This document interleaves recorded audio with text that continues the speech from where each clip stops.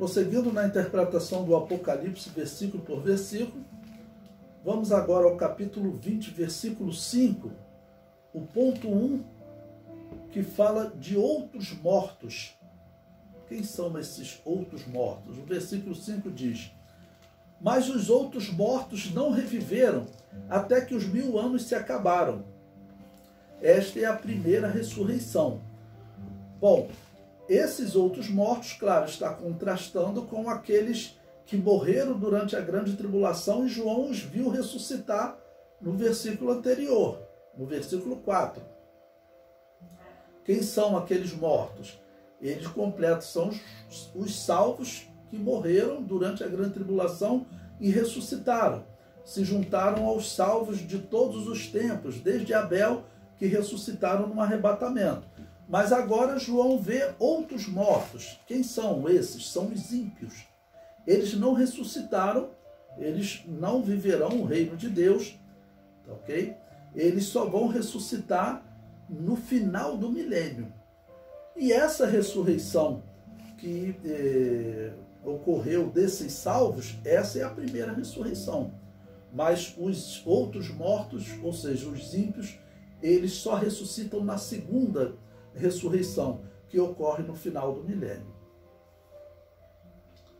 O comentário prossegue. O apóstolo Paulo descreve essa ressurreição antes do reino de Deus ser implantado na terra. Esse ponto aqui é muito importante, porque alguns interpretam que não haverá um reino de Deus implantado na terra, que seria só um reino espiritual no céu, que a igreja seria tirada da terra e iria para o céu. Adventistas do sétimo dia, protestantes e até católicos também seguem essa linha. Eles não seguem a linha dispensacionalista, que é a que nós defendemos, que diz que haverá um reino implantado aqui na terra que durará 1000 anos. Bom, 1 Coríntios 15, eu vou ler do versículo 23 a 35 e vou explicando a vocês. Mas cada um por sua ordem. Ele está falando de ressurreição. Cristo, as primícias, foi o primeiro a ressuscitar. Por isso ele ressuscitou no domingo, que era a festa das primícias, como alguns chamam, ou o tempo determinado das primícias. Então, cada um por sua ordem. Cristo, as primícias. Depois, os que são de Cristo na sua vinda. Então, a ressurreição dos salvos que são de Cristo ocorre na sua vinda, no arrebatamento, e esses que ressuscitam no início do milênio, que morreram durante a grande tribulação. O versículo 24. Depois virá o fim, quando tiver entregado o reino a Deus, ao Pai, e quando houver aniquilado todo o império e toda potestade e força, porque convém que reine até que haja posto a todos os inimigos debaixo de seus pés. Ou seja, então primeiro ocorre uma ressurreição e depois ocorre o reino, né? Convém que ele reine. Então primeiro a ressurreição e depois ele reinando. Então esse texto aqui do apóstolo Paulo aos Coríntios, no capítulo 15, ele se combina perfeitamente com o Apocalipse capítulo 20, versículos 4 e 5, que fala de uma ressurreição e reino, que aqueles que ressuscitaram, no versículo anterior, Apocalipse 20, versículo 4, disse que eles reinaram com Cristo por 1000 anos. Então, a revelação do Apocalipse está em harmonia com o que diz o apóstolo Paulo. O comentário prossegue.